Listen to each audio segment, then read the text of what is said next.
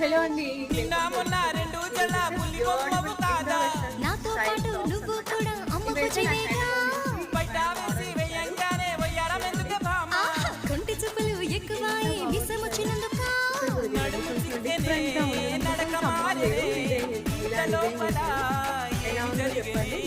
మొదటిసారిగా ఆడపిల్లను చూసినట్టుగా